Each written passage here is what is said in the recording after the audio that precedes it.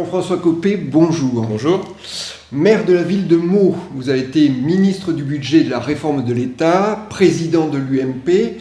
Votre expérience de la vie politique est aguerrie, avec ses côtés durs et humains à la fois. Fort de ce parcours, quelle qualité vous semble la plus utile aujourd'hui pour un leader politique ? Alors, tout est dans le aujourd'hui, parce qu'en vérité, nous sommes confrontés à des défis qui sont absolument considérables, ce n'est pas la première fois, mais du coup, là, ce qui pour moi est certainement la qualité première qui est requise pour un leader, c'est l'expérience. C'est ce que, quand on est avocat, on appelle la mémoire du dossier. Voilà, cette idée selon laquelle c'est parce qu'on a vécu un certain nombre d'épreuves, qu'on a relevé un certain nombre de défis, que l'on peut s'appuyer sur cette expérience pour incarner un leadership et prendre les meilleures décisions possibles dans cet univers instable. Alors, univers instable, aujourd'hui, c'est peut-être celui de cette campagne des élections européennes. Vous, au sein des Républicains, vous avez un positionnement particulier, on va dire. Vous faites partie de ceux qui ont prôné un pacte de gouvernement avec Emmanuel Macron. Vous préconisez un candidat unique de la droite et du camp Macron pour 2027. Alors, à l'heure où on évoque une motion de censure sur le sujet du déficit budgétaire, pensez-vous que ce positionnement est toujours d'actualité ? Bon, là, on est dans un entre-deux, puisque les élections européennes vont avoir lieu, qu'ensuite il y a les Jeux olympiques et paralympiques, et donc on peut considérer qu'il est compliqué quand même de censurer le gouvernement avant même que ces différentes étapes aient été franchies, ne serait-ce que pour des questions d'image de la France dans le monde. Après, la question, la velléité d'un certain nombre de mes amis là, de vouloir censurer le gouvernement est à double tranchant quand même, parce qu'il ne faut pas oublier que quand on censure, on dépose une motion de censure et que celle-ci est adoptée, le gouvernement est donc renversé, il peut y avoir un nouveau gouvernement reconstitué, y compris d'ailleurs avec les mêmes, rien ne l'empêche, mais il peut y avoir aussi une dissolution. Et s'il y a une dissolution, alors je crains que mes amis des Républicains ne reviennent beaucoup moins nombreux encore qu'ils ne sont aujourd'hui. Donc c'est quand même un pari pascalien qui peut avoir de fortes conséquences. Et puis votre question, elle va, j'imagine, un peu au-delà. Je pense que le vrai sujet, c'est de savoir en réalité à quoi ça sert d'être membre du Parti des Républicains aujourd'hui. Parce qu'en fait, on est un parti de gouvernement et on gouverne plus depuis une bonne dizaine d'années, maintenant un peu plus, depuis 13 ans, 12 ans. En tant que parti, parce que dans les ministres du gouvernement, oui, il y a beaucoup d'anciens bien sûr, républicains. Il y a des ministres de droite, oui, tout à fait, qui sont plutôt les meilleurs d'ailleurs, Mm-hmm. Incontestablement.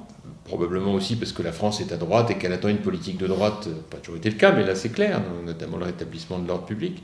Mais nous sommes loin du compte, et ça n'est pas la même chose d'avoir des individualités de droite qui quittent leur famille politique pour en rejoindre une autre, ou bien d'avoir un pacte de gouvernement avec un programme de gouvernement qui évidemment reprennent un certain nombre de propositions que nous faisons à droite depuis des années, que nous n'avons pas mis en œuvre d'ailleurs quand on était au pouvoir, c'est peut-être aussi pour ça qu'on a été viré, mais qui sont indispensables en fait. Et aujourd'hui, elles ne sont pas mises en œuvre parce qu'aujourd'hui, on est gouverné par un gouvernement centriste.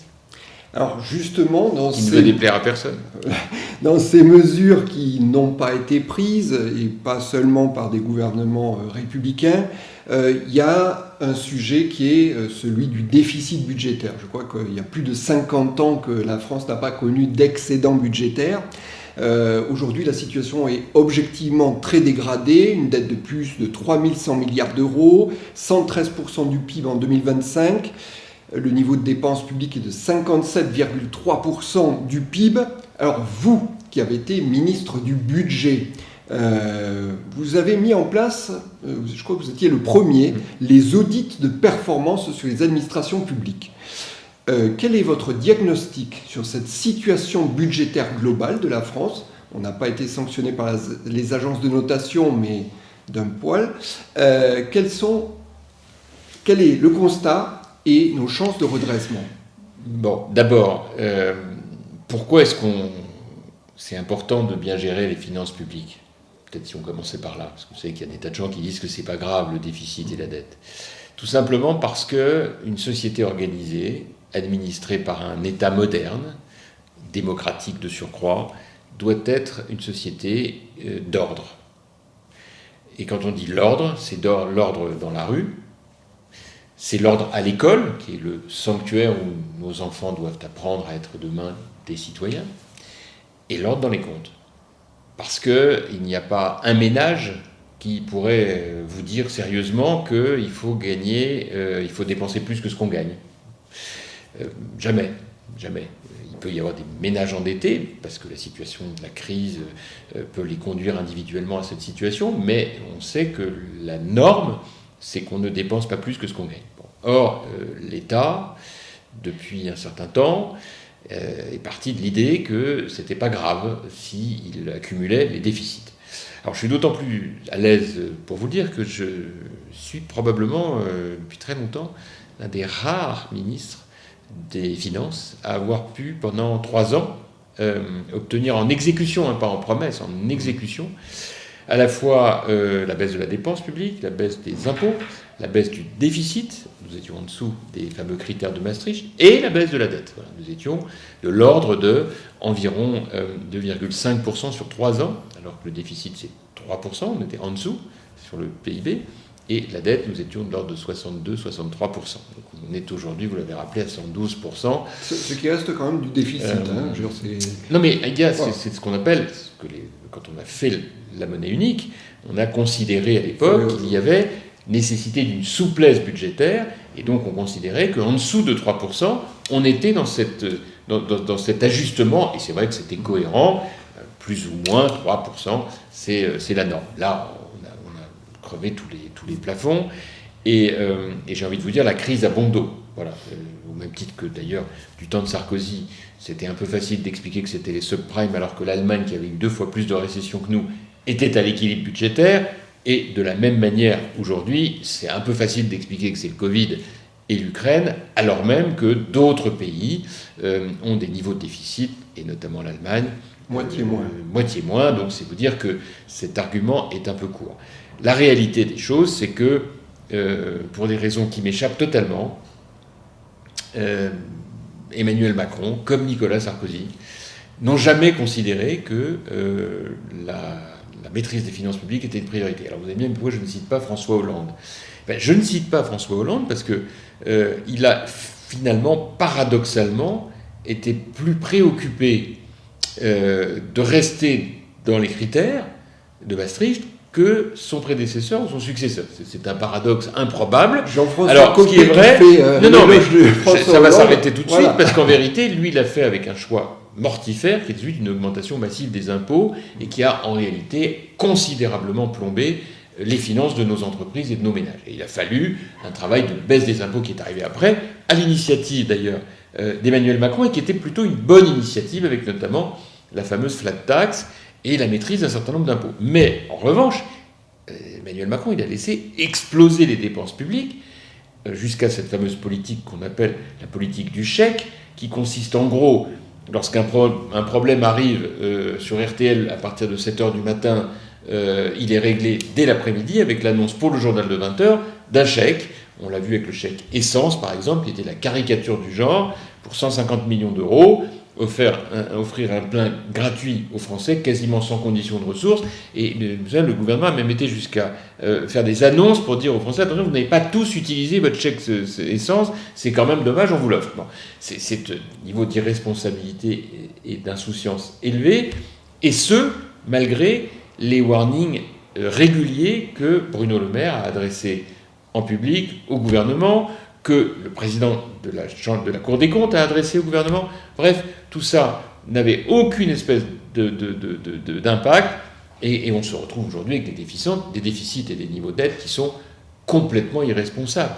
Vous imaginez qu'en 2027, si nous ne faisons rien, nous allons avoir un niveau de charge d'intérêt avec la hausse des taux d'intérêt de l'ordre de 70 milliards d'euros que personne ne sait financer, en fait. Donc c'est une folie pure que de laisser les choses ainsi. Alors, est-ce que, quand on décrit un tableau aussi apocalyptique, on peut s'en sortir ? Alors, je prends des exemples, le Portugal Alors, bon, dans un exemple plus extrême, l'Argentine aujourd'hui de M. Milei réussit à revenir à une forme d'équilibre budgétaire. Est-ce que vous pensez que les conditions seraient réunies pour que ce sujet soit pris à bras-le-corps par un nouveau gouvernement? Alors, je prends bien volontiers l'exemple du Portugal. Je ne peux pas prendre celui de l'Argentine, parce qu'en réalité, le modèle économique argentin est complètement à la dérive, et il y a certes un certain nombre de mesures qui sont prises, mais on est très très loin de la reprise en main, loin s'en faut vraiment, pour plein de raisons. Je connais bien ce pays, on pourrait en parler à l'occasion, mais ce n'est pas notre sujet. Évidemment que la France a des choses à faire dans ce domaine, et moi, avec l'expérience qui est la mienne, je peux vous dire que beaucoup des décisions que nous pourrions prendre en matière de finances publiques ne pèseraient pas, loin s'en faut, sur la vie quotidienne des Français, qui n'ont absolument aucune idée, et c'est heureux, des gaspillages absolument démentiels qui sont faits au niveau de l'État, beaucoup plus encore qu'au niveau des collectivités locales, hein, d'ailleurs. Et au passage, je le dis parce que les communes, elles sont assez bien gérées en réalité. Elles sont bien gérées parce qu'il y a des critères, des encadrements qui sont très forts. Un budget de collectivité locale ne peut jamais être voté en déséquilibre. En tant que maire, bien savez, sûr, oui. mais bien sûr, nous avons des ratios financiers qui sont très précis, et dès qu'ils sont dépassés, vous avez des alertes dans tous les sens. Donc on est beaucoup plus contraint, et du coup, on a une gestion publique beaucoup plus rigoureuse. Ça ne veut pas dire qu'il n'y a pas des déficits, il n'y a pas des erreurs, qu'il n'y a pas des folies qui sont faites dans telle ou telle commune, mais globalement, les résultats sont bons. Et d'ailleurs, l'État dit, je vais me payer sur les collectivités locales pour réduire mon déficit. Bon. La réalité, c'est que l'État ne fait pas cet effort, que ce soit pour la gestion de la fonction publique, la gestion des normes, la gestion de sa politique immobilière, la gestion de son fonctionnement au quotidien. Tout ça se fait dans un joyeux désordre, une impéritie qui n'est pas acceptable en 2024 et qui a pour conséquence des déficits qui s'accumulent, parce que, évidemment, ça enlève toute marge de manœuvre.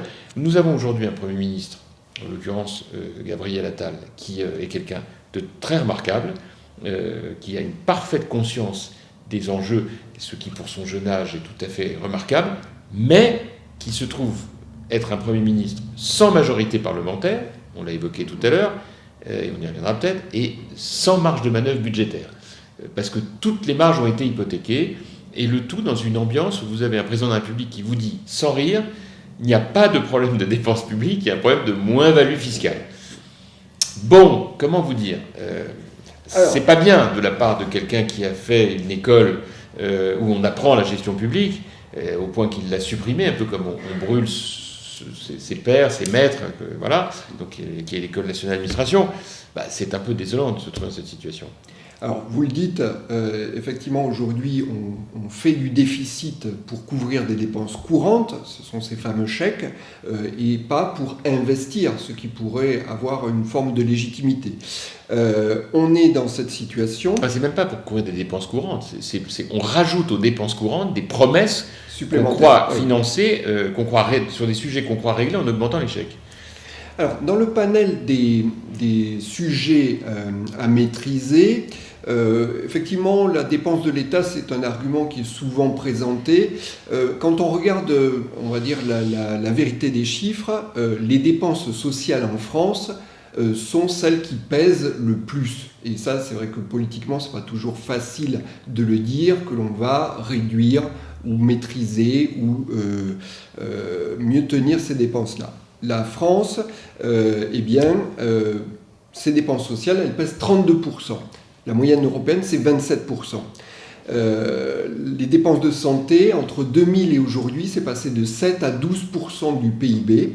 Est-ce que finalement, avec le vieillissement de la population, il ne faut pas accepter une forme de dérive de ces dépenses-là? Non, il y a des arbitrages à faire.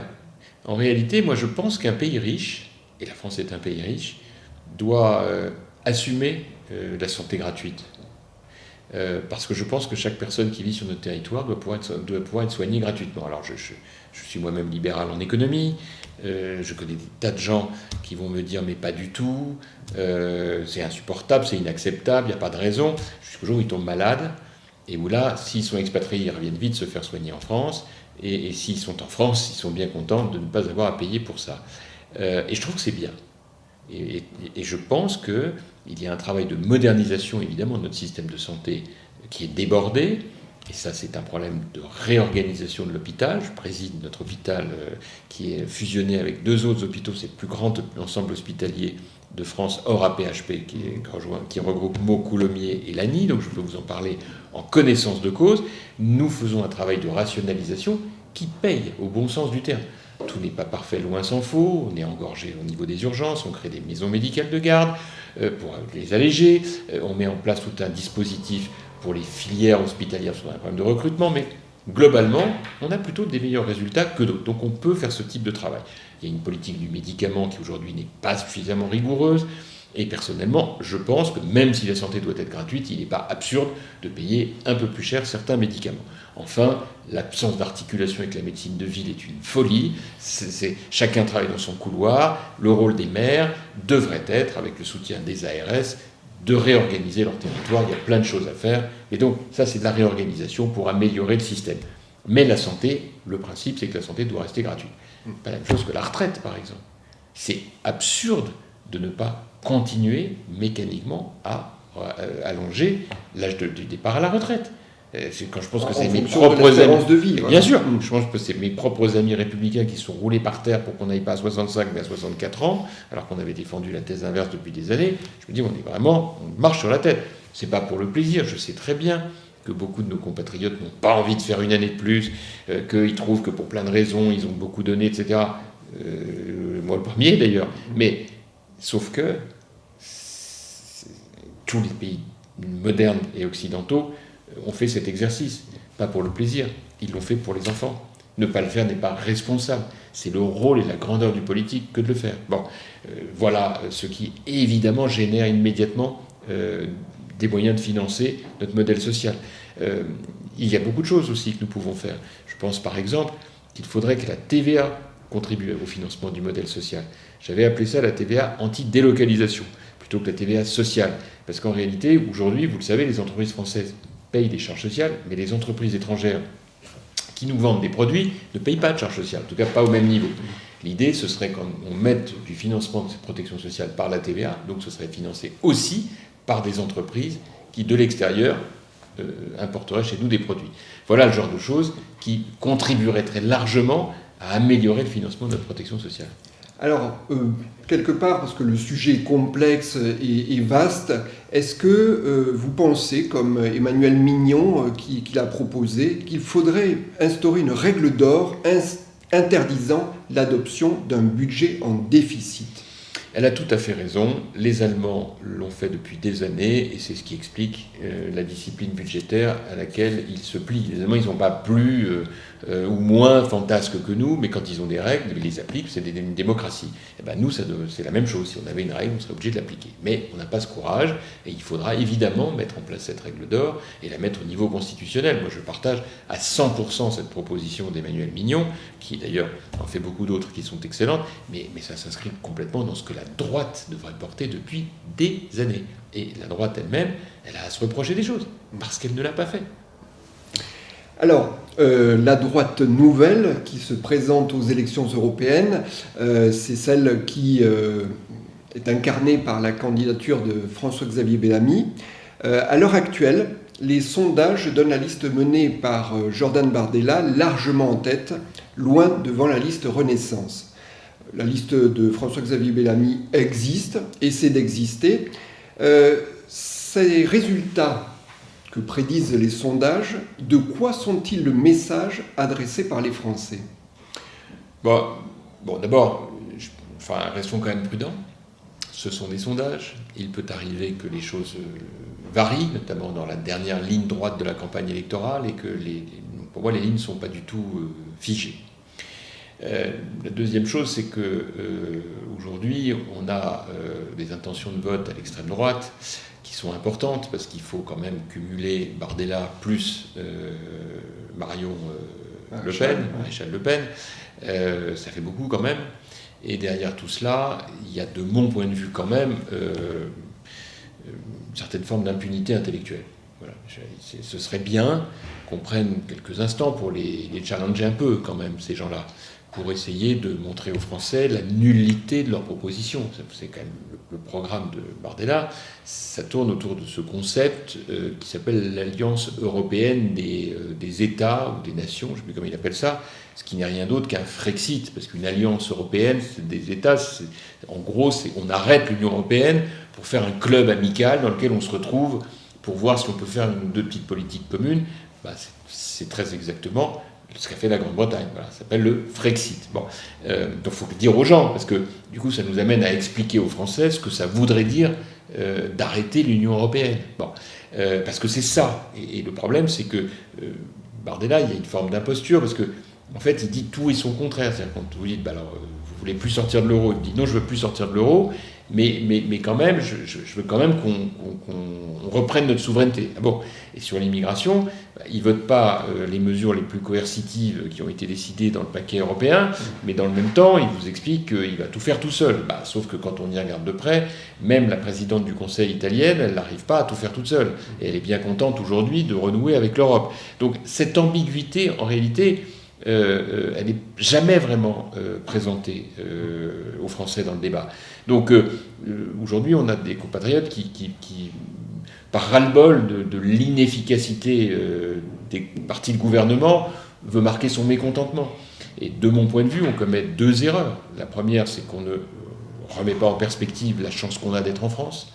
Et ça, je pense que c'est quand même un petit peu dommage, parce que ça permettrait de relativiser les choses pour beaucoup de Français qui se disent qu'ils sont malheureux en France, alors qu'ils ne prennent pas la mesure de tout ce que la France offre. Et puis deuxième erreur, c'est que quand même, M. Macron, comme ses prédécesseurs d'ailleurs, ne fait pas ce pourquoi il a été élu et n'est jamais préoccupé du résultat quand même. Or, ce que les Français reprochent à leur gouvernement, c'est de ne pas avoir de résultat. Et notamment sur les sujets de sécurité, sur les sujets d'immigration, sur les sujets d'éducation. Ce sont aujourd'hui les trois maillons faibles du bilan de l'action de M. Macron. Et sur ces sujets, au lieu d'être à l'offensive, on est dans l'entre-deux. Et en plus, les émetteurs qui représentent le camp de M. Macron sont sûrement très respectables, Mme Ayer, etc., mais n'ont absolument pas le poids politique pour y faire face. Donc tout ça donne un sentiment quand même de grande fragilité face à l'extrême droite d'un côté et à l'extrême gauche de l'autre. Alors, tout en restant sur le plan européen, parce que évidemment la tentation de nationaliser ce scrutin est présente à différents niveaux, vous, personnellement, sur l'Europe, quel bilan tirez-vous de la période pilotée par Ursula von der Leyen ? Bon, écoutez, moi je ne fais pas partie de ceux qui la critiquent tous azimuts, parce que je pense que c'est excessif. Il y a, comme toujours dans un bilan, des éléments positifs, des éléments qui le sont moins. Elle a pour moi le grand mérite d'avoir posé sur la table, avec une approche de droite moderne, les grands enjeux qui nous attendent. Voilà. Le développement durable, l'agriculture, l'immigration et la défense. Bon. Alors c'était un peu poussif, parce que l'Europe c'est toujours un diesel, que les choses n'avancent pas assez vite. Il n'est pas normal que le paquet immigration n'ait toujours pas été adopté par le Conseil de l'Union européenne. On espère que ça va arriver. De la même manière que sur le Green Deal, on est allé beaucoup trop loin. Il a fallu très vite reprendre conscience de l'attente et de l'inquiétude de nos agriculteurs. Bref, je trouve que sur ces sujets, on a plutôt bien posé les problèmes, mais qu'en revanche, on n'a pas suffisamment vécu avec son temps. Voilà. Et c'est ça qui lui est reproché aujourd'hui, et auquel elle devra évidemment apporter un correctif majeur si elle est réélue. Alors, on se posera la question effectivement d'une majorité européenne pour la reconduire ou pour trouver un autre candidat. Si je reste sur le plan des Républicains, dans la constitution de la liste de François-Xavier Bellamy, la place faite au renouvellement fait débat, notamment sur les places éligibles. Comment pensez-vous que cela crédibilise une orientation nouvelle ? Ah non, ça ne crédibilise pas une orientation nouvelle, dans la mesure où les choix qui ont été faits, en réalité, étaient des choix assez conservateurs. Donc, vous le savez, il y a eu un certain nombre de personnalités, dont moi-même d'ailleurs, qui se sont abstenues. Voilà, maintenant la liste elle est faite, on avance. Alors, le programme des Républicains pour cette élection européenne, c'est une Europe qui consacrerait 3% du PIB à sa défense, qui consoliderait l'OTAN, C'est dans les intentions plus de souveraineté économique et alimentaire, des actions contre le changement climatique et pour la biodiversité. Est-ce que ce programme-là, vous avez marqué précédemment les deux pôles, hein, le pôle Macron, le pôle Bardella, est-ce que finalement c'est un entre-deux ? Non, c'est pas un entre-deux. Je pense que c'est une des vraies positions politiques. Le problème, c'est que nous avons aujourd'hui un parti, les Républicains, qui, ayant refusé de choisir, se trouve très difficilement audible. Parce que qu'est-ce qui finalement fait que les Français se déterminent ? Ils regardent les deux pôles principaux d'alternatives. Et aujourd'hui, les deux pôles principaux, ils sont incarnés par un parti de gouvernement, avec les immenses faiblesses malheureusement qu'on lui connaît, qui est le parti de M. Macron, qui a fait ce choix quand même très très dangereux en même temps, et donc en gros on déplaît à personne et donc on ne décide pas, dans un certain nombre de domaines en tout cas, et puis de l'autre l'extrême droite, qui se nourrit des agitations de l'extrême gauche, parce qu'en réalité derrière tout ça il y a une collusion en fait d'intérêts entre l'extrême gauche et l'extrême droite. L'extrême gauche elle veut pas le pouvoir, elle veut la rue, et plus elle la prend, plus elle légitime les attentes d'ordre de l'extrême droite, mais ça n'a rien de nouveau. L'histoire malheureusement du XXe siècle, elle est jalonnée par ce rapport de force improbable entre l'extrême droite et l'extrême gauche, et les partis de gouvernement au milieu qui essaient d'incarner la raison face à l'extrémisme, à l'irrationnel, à la désignation de boucs émissaires. Donc on est aujourd'hui dans une situation qui est en fait à très haut risque par rapport à tout ça. Alors j'aimerais, Jean-François Copé, qu'on prenne un petit peu de temps pour revenir sur votre parcours, parce que ce que vous êtes aujourd'hui n'est pas est le résultat d'une sédimentation, on va dire. Vous êtes un homme politique qui n'a jamais laissé indifférent. On aime, on a détesté parfois, vous avez été clivant. Est-ce que c'est l'ambition que vous avez mise dans vos actions qui vous a tant exposé ? Oui, sûrement, je ne sais pas. En même temps, ne pas avoir d'ambition, c'est sinistre. L'intérêt d'avoir l'ambition, c'est que ça montre aux gens ce que l'on leur propose, ce qui nous porte, la flamme qu'on peut avoir en nous et qu'on a envie de partager avec eux. Ça génère des jalousies, oui, ça c'est sûr, des concurrences. Puis vous savez, la politique, c'est très compliqué, parce que en fait, c'est difficile d'aligner les intérêts. Il n'y a qu'un seul lit pour plusieurs rêves. Donc tout le monde s'imagine qu'il peut y aller, et ça conduit forcément à des haines, des combats un peu ridicules, mais qui sont plutôt destructeurs. Voilà. C'est ce qui fait la différence, par exemple, avec le monde de l'entreprise. Vous savez, dans les entreprises, elles s'entendent pas, elles trouvent un alignement d'intérêt ou pas, puis elles passent à autre chose. En politique, on meurt jamais, on est 40 ans ou 50 ans les uns sur les autres, 7 jours sur 7, donc forcément... ça génère des relations humaines qui sont de nature différente. Voilà. Après, moi, je fais partie des gens qui pensent qu'il faut dire ce qu'on pense, qu'il faut faire ce qu'on dit, qu'il faut éviter d'être pris en défaut de choses qu'on s'est engagé à faire et qu'on n'a pas fait, ou en tout cas l'assumer, de reconnaître ses erreurs, bref, de dire les choses, quoi. Voilà. Bon, après, vous en avez qui sont un peu plus dans la dissimulation. Du coup, les réveils sont toujours plus douloureux. Alors, néanmoins, prendre des coups, les rendre, afficher des ambitions, réussir, échouer, je crois que vous êtes passé par toute la palette Absolument. de ces émotions. Absolument. Aujourd'hui, avec quel regard portez-vous sur ces combats ? Que vous les avez bien résumés. Il y a des jours où on gagne et des jours où on perd. Moi, c'est vrai que de ce point de vue, j'ai bien touché les deux aspects. J'étais le plus jeune élu à l'Assemblée nationale, et puis ensuite j'étais le plus jeune battu. Je crois avoir été le deuxième maire le mieux élu de France la dernière fois, donc en 2020. Avec 77% des voix au premier tour, et j'avais été le plus battu à la primaire avec 0,5% des voix, la primaire de la droite, 2 ou 3 ans avant. Donc vous voyez, j'ai vraiment touché les sommets, et après, à d'autres moments, touché le fond.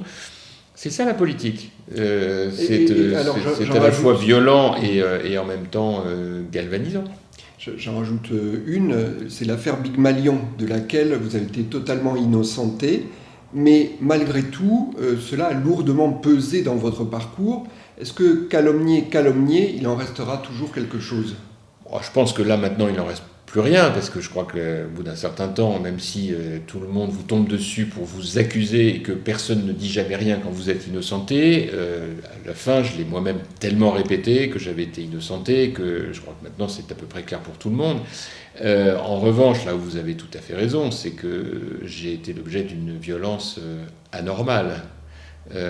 Pour quelque chose pour lequel j'ai été donc totalement innocenté, mais parce que je pense que ça arrangeait un certain nombre de gens. Voilà, je pense que ça arrangeait Fillon, parce que ça lui permettait de se venger du fait que je l'avais battu à l'élection interne du parti. Ça, il a toujours très mal vécu, parce qu'il considérait que c'était pas aux plus jeunes de gagner. Ça arrangeait Sarkozy, parce qu'il se disait, pendant qu'on pense que c'est Copé, on voit pas que c'est moi. Bon, très bien, la justice a rétabli les choses depuis. Et puis ça arrangeait quelques journalistes qui avaient fait des arrangements avec des hommes politiques. Voilà. Quand M. Gisbert a lancé pendant 6 mois une campagne, ou 1 an, une campagne de haine contre moi dans Le Point, parce qu'il soutenait Fillon et que c'est moi qui avais gagné, et qu'est arrivée cette affaire, il a monté en fait une affaire fausse en fait, comme c'est arrivé dans l'histoire politique française. Il avait appelé ça l'affaire Copé. Je l'ai fait condamner d'ailleurs pour ça. Et lorsque j'avais quitté mes fonctions dans la haine, l'ambiance de haine, dont vous vous souvenez peut-être pas trop, mais moi oui, il avait dit Copé va retourner dans les égouts, c'est sa place. Voilà, donc c'était vous dire, pour ça que je vous dis une violence anormale. Bon, voilà, les années ont passé, c'est pas des choses qu'on oublie non plus, il faut pas exagérer. Mais c'est je vous parlais d'expérience, voilà, ça forge une expérience, une maturité.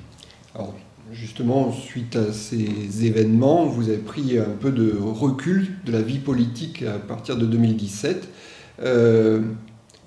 Quand on a ce goût de la politique comme vous l'avez, cette forme d'engagement et de passion qui vous a structuré, comment fait-on pour vivre sans cette colonne vertébrale ? Moi, c'est un travail de résilience. Boris Cyrulnik a théorisé tout ça remarquablement.